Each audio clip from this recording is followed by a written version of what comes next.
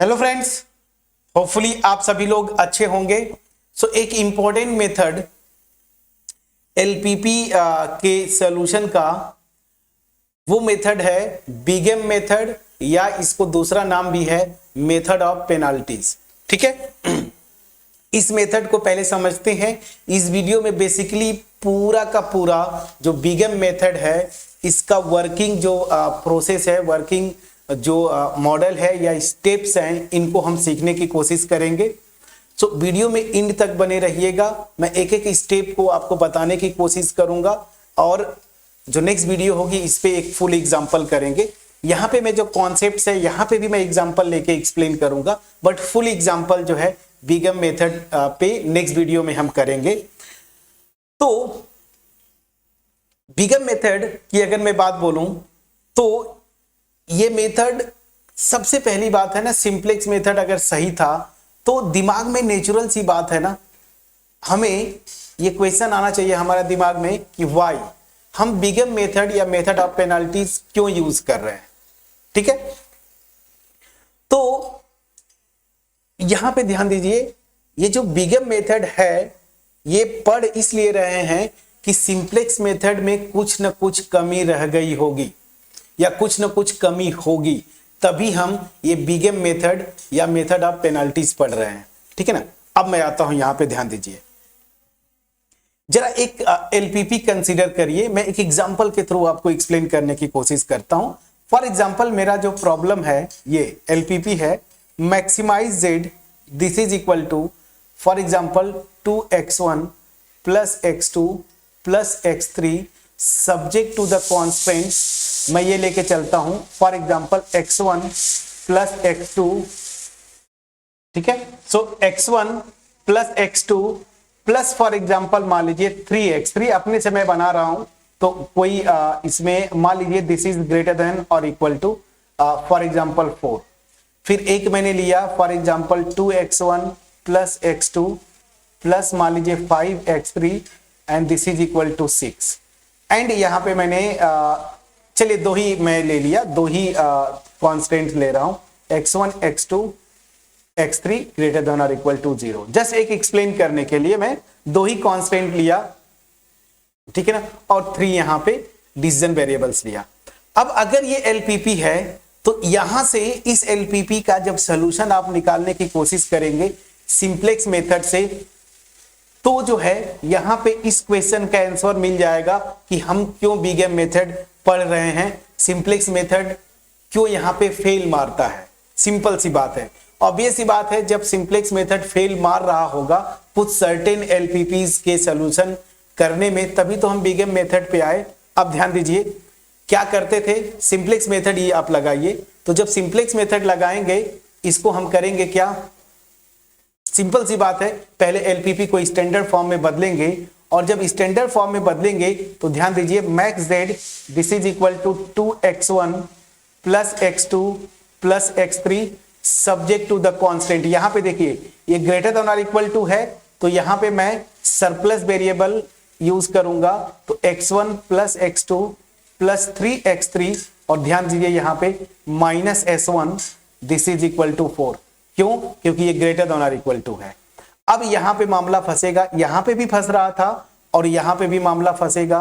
यहां पे देखिए ये ऑलरेडी इक्वेशन है ना, ठीक है, तो यहां पे कोई इशू नहीं है, दिस इज ग्रेटर देन और इक्वल टू 0। अब देखिए बड़ा इंटरेस्टिंग केस बना, एलपीपी देखिए स्टैंडर्ड फॉर्म में है, ऑब्जेक्टिव फंक्शन मैक्सिमाइज, सारे के सारे कांस्टेंट इक्वेशन फॉर्म में, राइट हैंड साइड पॉजिटिव मतलब नॉन नेगेटिव, और यहां पे देखिए सारे के सारे डिसीजन वेरिएबल्स जो है ना वो क्या है, ये भी नॉन नेगेटिव है। यहां पे एक मैंने जो सरप्लस वेरिएबल मैंने यूज किया s1 this also greater than और इक्वल टू 0। अब ये स्टैंडर्ड फॉर्म में हो गया। अब यहीं पे सिंपलेक्स मेथड लगाइए, ठीक है ना, सिंपलेक्स मेथड जरा लगाइए, तो वो यहां पे अगर आप देखेंगे, ठीक है, यहां पे अगर आप देखें तो सीधी सी बात है, जो रूल अगर आप देखें तो यहां पे कितने हैं, याद करिए n टोटल डिसीजन वेरिएबल्स कितने हैं, यहां पे देखिए 4 डिसीजन वेरिएबल्स हैं, और कितने कॉन्स्टेंट्स हैं m जो है मेरे 2 हैं, तो अगर वो रूल लगाते n-m मतलब 4-2 टू डिसीजन वेरिएबल्स को आप 0 सेट करते। अब किसको किसको 0 सेट करेंगे, तो obvious सी बात है x1 और x2 को आपने 0 सेट कर दिया। फॉर एग्जांपल यहां से इसको सेट किया, ठीक है ना। आप चाहें तो x3 को भी कर सकते थे। तो जैसे ही आपने 0 सेट किया, ठीक है ना, तो यहां से देखिए x3 की वैल्यू मेरी क्या आ जाएगी, ध्यान दीजिए 6/5 ये आ गया। लेकिन जैसे ये वैल्यू उठा के आप यहां पे x3 का रखेंगे, इधर ले जाएंगे, ठीक है ना। अब ये देखिए ये आता क्या है, इसको कैलकुलेट करके जरा देख लीजिए। तो ये मेरा आ जाएगा 18/5, ठीक है ना, 18/5। प्लीज चेक करिएगा, जैसे 6/5 हमने निकाला था ना यहां से, तो यहां पे रखेंगे तो x3 की वैल्यू तो कहां गई 6/5, तो 18/5। तो क्या आ जाएगा, देखिए ये आएगा 18/5, 18/5 minus S1 this is equal to 4। तो यहां से क्या आ गया, minus S1 is equal to 4 minus 18/5, तो 5 4 जा 20, 2/5। S1 की वैल्यू क्या आ गई, -2/5। अब ध्यान दीजिए इंटरेस्टिंग केस क्या है। सिंप्लेक्स मेथड किस एजम्पशन पे काम करता था, सिंप्लेक्स मेथड हमारा जो एजम्पशन था कि जो बेसिक हर एक स्टेप पे जो बेसिक सोल्यूशन आएगा वो फिजिबल होगा, यही ना। और खास करके इनिशियल बेसिक फिजिबल सोल्यूशन तो बिल्कुल इनिशियल बेसिक सोल्यूशन जो होगा वो तो फिजिबल होगा ही होगा। तो सिंप्लेक्स मेथड का एजम्पशन यही था ना कि हर स्टेप में जो बेसिक सोल्यूशन होगा वो फिजिबल होगा। फिजिबल मतलब नॉन नेगेटिव। तो यहां पे क्या हुआ, नॉन बेसिक वेरिएबल ये थे, कोई बात नहीं। जो बेसिक वेरिएबल्स थे वो है x3 की वैल्यू ठीक है नॉन नेगेटिव आ गया, कोई दिक्कत नहीं। लेकिन यहां पे देखिए S1 बेसिक वेरिएबल है और यहां पे इसकी वैल्यू कितनी आ रही है, मैंने यही कैलकुलेट किया था ना, -2/5 है, -2/5। तो -2/5 ये तो निगेटिव आ गया। तो यहां पे क्या हुआ कि मेरा जो बेसिक सोल्यूशन है ना वो फिजिबल नहीं है, और सिंप्लेक्स मेथड का एजम्पशन यहीं पे गड़बड़ हुआ। मतलब क्या हुआ कि ऐसे प्रॉब्लम्स में हम सिंप्लेक्स मेथड नहीं लगा सकते। क्यों? क्योंकि सिंप्लेक्स मेथड का जो एजम्पशन था कि हर एक स्टेप पे जो मेरा बेसिक सोल्यूशन होगा वो फिजिबल होगा, मतलब हर स्टेप पे हम बेसिक फिजिबल सोल्यूशन पाएंगे। यहां पे गड़बड़ हो गया, ठीक है ना। ये गड़बड़ क्यों हो रहा है, थोड़ा सा यहां पे आते हैं। गड़बड़ इसलिए हुआ कि यहां पे एक जो मेरा कॉन्स्ट्रेंट है वो ग्रेटर देन और इक्वल टू टाइप का है, ये देखिए ये मेरा ग्रेटर देन और इक्वल टू टाइप का है, और एक जो कॉन्स्ट्रेंट है वो पहले से ही इक्वेशन फॉर्म में दिया है। यही दोनों क्या कर रहे हैं, प्रॉब्लम क्रिएट कर रहे हैं। मैं समझा पाया कि नहीं? तो क्या हुआ, अब आपको पूरा का पूरा आंसर मिल गया होगा। Why big M method. तो बिगम मेथड क्यों पढ़ते हैं कि जब कोई भी एलपीपी रही होगी जिसमें कॉन्स्ट्रेंट जो है ना वो या तो ग्रेटर देन और इक्वल टू होगा, और ऑफकोर्स राइट हैंड साइड का पॉजिटिव होगा जो ये कांस्टेंट है। तो ग्रेटर देन और इक्वल टू या फिर इक्वेशन टाइप की अगर कोई कांस्टेंट होगा ना उस एलपीपी में, तो इसके सॉल्यूशन में जब हम लगाने जाएंगे ना तो सिंप्लेक्स मेथड से प्रॉब्लम क्रिएट होता है। देखिए ये समझ आ गया। तो ऐसे एलपीपीज जिनमें कांस्टेंट या तो ग्रेटर देन और इक्वल टू हो या तो इक्वेशन हो, वहां पे सिंप्लेक्स मेथड फेल मारता है। और जब फेल मारता है तो फिर हमें अगले या कोई इंप्रूव मेथड की जरूरत पड़ेगी, और वो मेथड जो है, जो पहला मेथड है वो क्या है, मेथड ऑफ पेनाल्टीज या बिगम मेथड। अब इसमें करते क्या है समझिएगा। ऐसे प्रॉब्लम्स जहां पे कांस्टेंट या तो ग्रेटर देन और इक्वल टू हो, ठीक है ना, या फिर इक्वेशन हो, ऐसे जो एलपीपीज होंगी उनको सॉल्यूशन का जो मेथड है, मेन मेथड जिस कॉन्सेप्ट पे बेस्ड है उसको हम क्या बोलते हैं, आर्टिफिशियल वेरिएबल। तो ये जो मेथड्स हैं दोनों, दो मेथड्स हैं बेसिकली क्या, आर्टिफिशियल वेरिएबल, आर्टिफिशियल वेरिएबल। तो इस पे बेस्ड होते हैं, और ये दो मेथड है जो आर्टिफिशियल वेरिएबल पे बेस्ड होंगे। मतलब ऐसे एलपीपीज जिनमें कांस्टेंट ग्रेटर देन और इक्वल टू या फिर इक्वेशन टाइप के होंगे, वहां पे सिंप्लेक्स मेथड हमने देखा फेल मारा, तो आर्टिफिशियल वेरिएबल का कॉन्सेप्ट यूज करते हैं। और यहां पे आर्टिफिशियल वेरिएबल पे बेस्ड दो मेथड्स हैं, एक है बिगम मेथड जो यहां पे हम कर रहे हैं बिगम मेथड, और दूसरा मेथड क्या है, टू फेज मेथड। ठीक है ना। ये दोनों मेथड आपका सिलेबस है, दोनों करेंगे।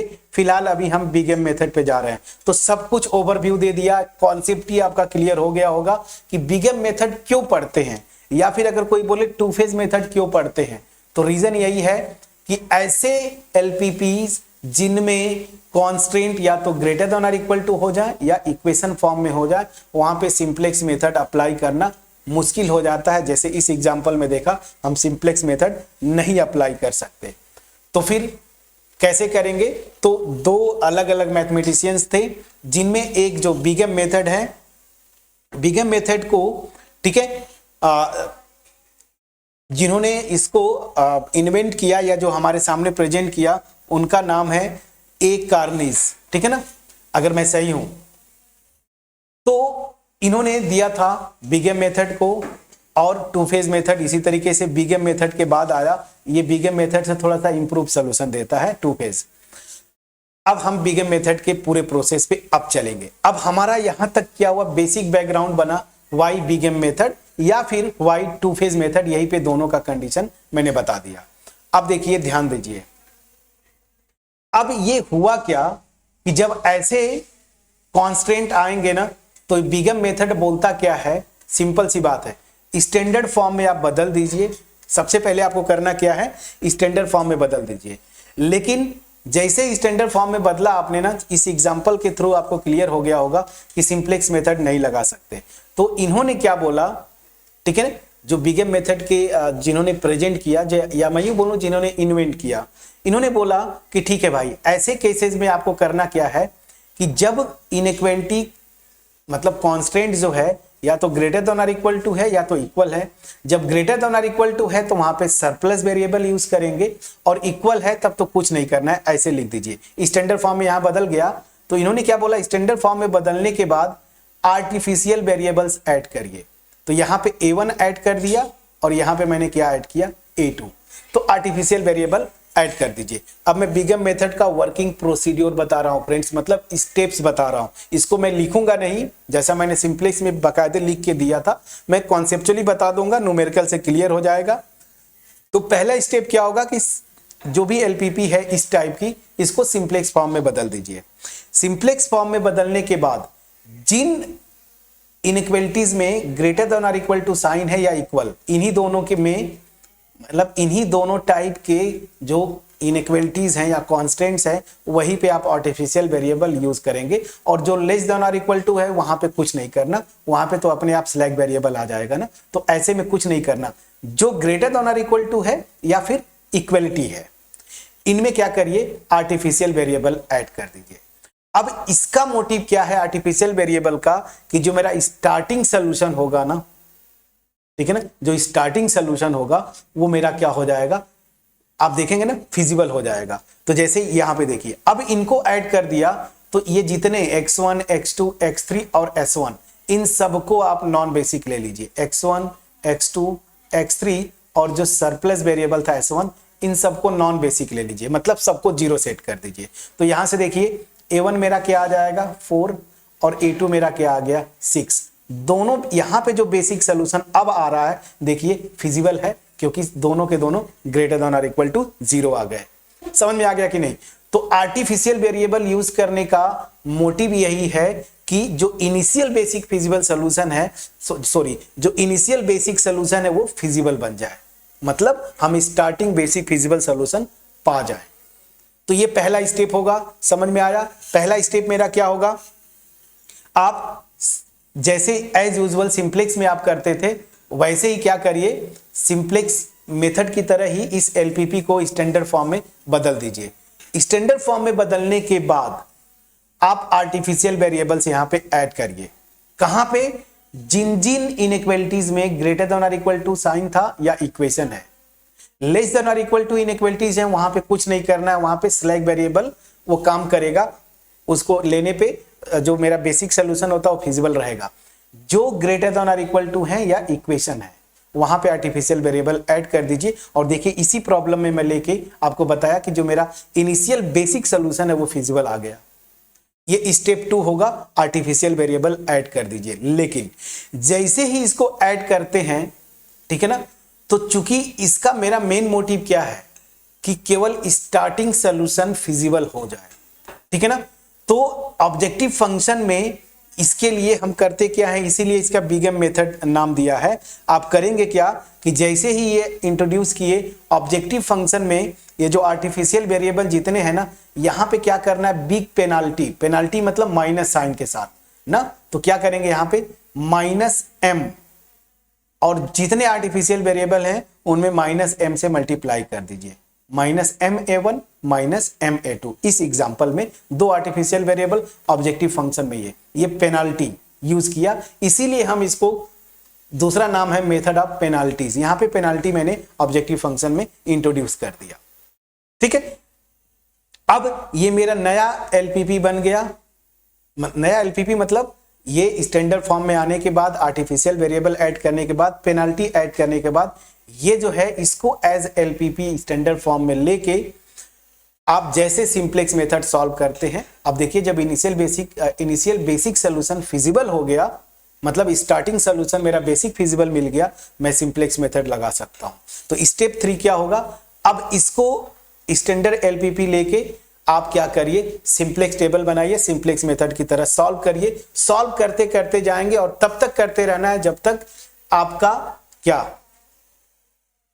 ऑप्टिमलिटी कंडीशन ना आ जाए, ठीक है ना। ऑप्टिमलिटी कंडीशन आएगा ना, तो वहां पे देखिए 3 केसेस आते हैं और यही मेन है, और ये मेन पॉइंट जो है मैंने आपको लिखा है। तो पहला स्टेप क्या होगा बिगम मेथड का, मैं फिर से बोलता हूं, जैसे ये प्रॉब्लम आया इसको पहले स्टैंडर्ड फॉर्म में बदल दीजिए। स्टैंडर्ड फॉर्म में बदलने के बाद जिन जिन इनइक्वालिटीज में ग्रेटर देन और इक्वल टू है या इक्वेशन है, जहां पे ग्रेटर देन और इक्वल टू है वहां पे आपने सरप्लस वेरिएबल यूज किया होगा माइनस साइन के साथ, देखिए ये, और जो इक्वेशन होगा वहां पे कुछ नहीं लिखा होगा आपने।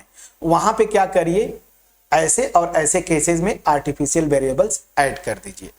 ऐड करने के बाद इनिशियल बेसिक फिजिबल सॉल्यूशन निकाल लीजिए, सिंप्लेक्स मेथड से सॉल्व करिए, और तब तक सॉल्व करना है, वही रिपीट करना है सिंप्लेक्स मेथड का प्रोसेस जब तक ऑप्टिमलिटी कंडीशन न सेटिस्फाइड हो जाए, मतलब each zj minus cj net evaluation is greater than और इक्वल टू 0।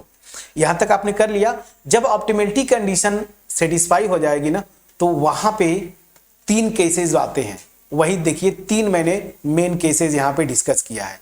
अब जब ऑप्टिमलिटी कंडीशन आएगी तो देखिए क्या कंडीशन होगा। मान लीजिए यहां पे ऑप्टिमल कंडीशन आ गया, cb है, yb है, xb है, ठीक है ना, और यहाँ पे y1, y2, y3 में भी स्लैग सरप्लस होंगे, कुछ आर्टिफिशियल भी हो सकता है आ जाए।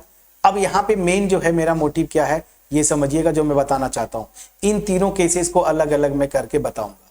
ये आ गया, यहाँ पे zj माइनस cj आपने निकाला, ये ग्रेटर देन और इक्वल टू 0, मतलब यहाँ पे ऑप्टिमलिटी कंडीशन सेटिस्फाइड है। 3 केसेस आएंगे। पहला केस, यही से मेरा ऑप्टिमल सोल्यूशन आता है एलपीपी का बिगम मेथड से, क्या है, no artificial variable is present in the basis. अब देखिए बेसिस वेक्टर ये है ना, तो यहां पे मे भी ऐसा होगा y1 आ जाए, y2 आ जाए, कोई स्लैग वेरिएबल है वो मान लीजिए s1 या s2 वो आ जाए। यहां पे आर्टिफिशियल वेरिएबल a1 और a2 थे ना, वो ना आए, ठीक है ना। अब यहां पे कुछ वैल्यूज आएंगे, मान लीजिए 2 है, 5 है, 6 है, फॉर एग्जाम्पल मैं बोल रहा हूं। तो यहां से बेसिक वेरिएबल्स देखिए, यहां पे y1, y2 और s2 है, यहां पे आर्टिफिशियल वेरिएबल नहीं है। तो मेरा जो करंट सोल्यूशन ये होगा, यही मेरा गिवन जो एलपीपी है इसका ऑप्टिमल सोल्यूशन होगा। यहां से आंसर आप निकाल लीजिए, x1 की वैल्यू 2, x2 की वैल्यू 5, और अगर x3 प्रेजेंट नहीं है तो x3 की वैल्यू 0 रख के यहां पे मैक्स z की वैल्यू निकाल लीजिए, मेरा आंसर आ गया। तो यही पहला केस है, no artificial variable is present in the basis, the solution मतलब current solution is optimal basic feasible solution to the problem. तो ये मेरा सोल्यूशन दे देगा। ये मेन केस होता है, आर्टिफिशियल वेरिएबल प्रेजेंट नहीं होगा, तो मेरा सोल्यूशन क्या है, ऑप्टिमल, यहां से आंसर दे देंगे। लेकिन जो दूसरा केस है और तीसरा इंपॉर्टेंट है, क्या है, there is at least 1 artificial variable in the basis at 0 level. At 0 level यहां पे लिखा है that is 0 value in XB column. मतलब क्या हुआ समझिएगा, फॉर एग्जांपल मान लीजिए ये होता और यहां पे मेरा ये आर्टिफिशियल वेरिएबल प्रेजेंट है A1 फॉर एग्जांपल, और इसकी वैल्यू यहां पे 0 है XB कॉलम में।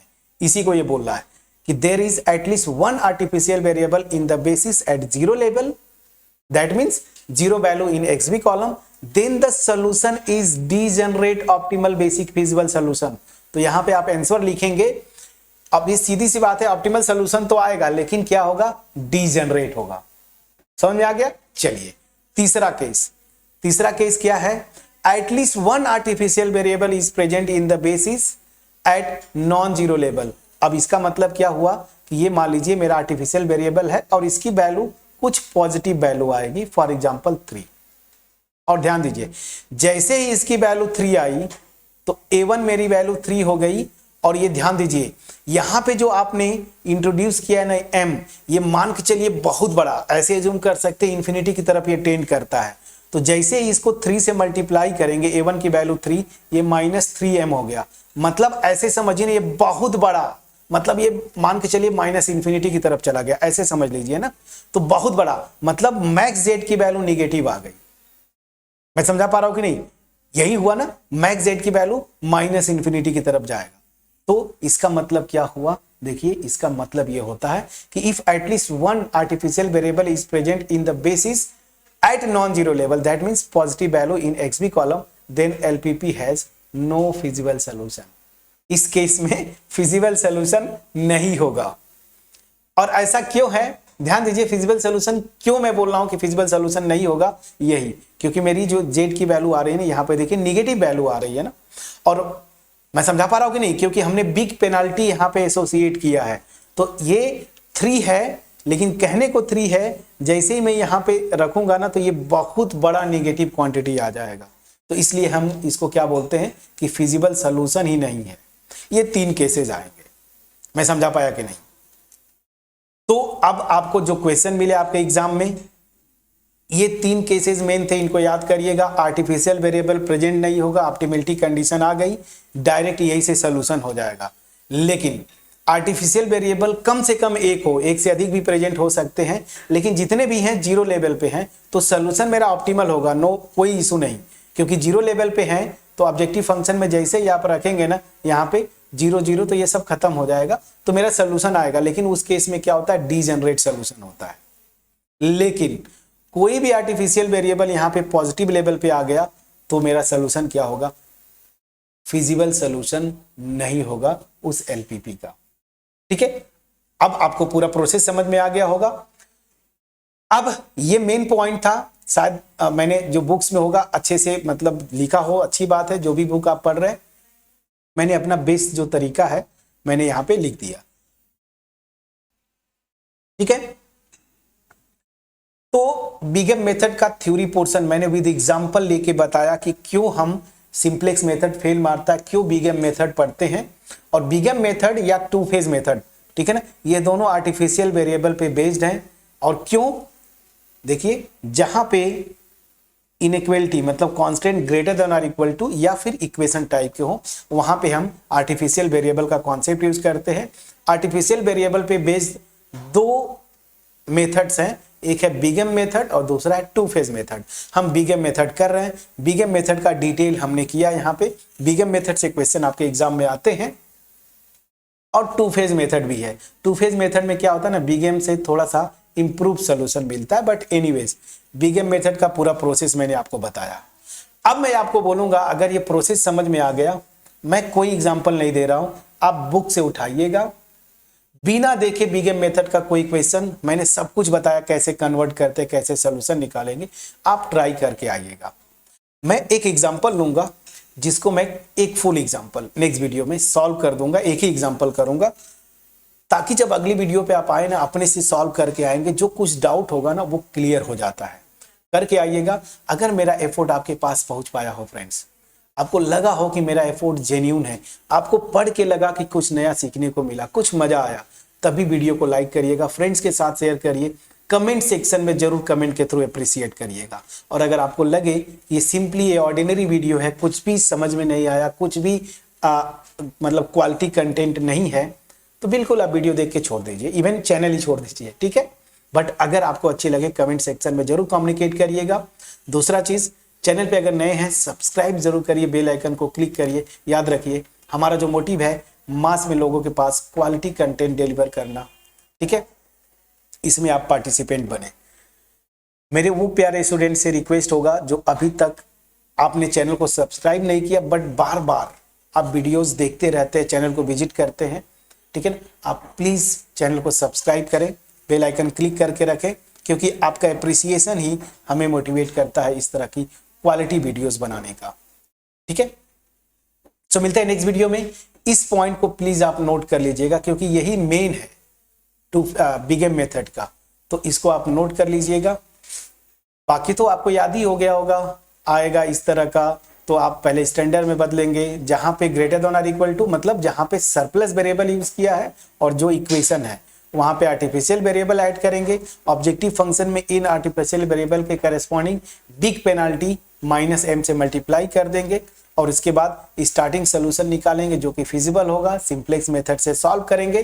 तब तक रिपीट करते रहेंगे जब तक ऑप्टिमलिटी कंडीशन ना आ जाए। ऑप्टिमलिटी कंडीशन आने के बाद यही 3 केसेस आएंगे, यहां से आप आंसर दे देंगे। तो पूरा प्रोसेस मैंने एक्सप्लेन किया। सो मिलते हैं नेक्स्ट वीडियो में जहां पे बिगम मेथड पे एक कंप्लीट एग्जांपल करेंगे। तब तक अपना ख्याल रखें, पढ़ाई करते रहे friends. Thank you so much for watching my videos.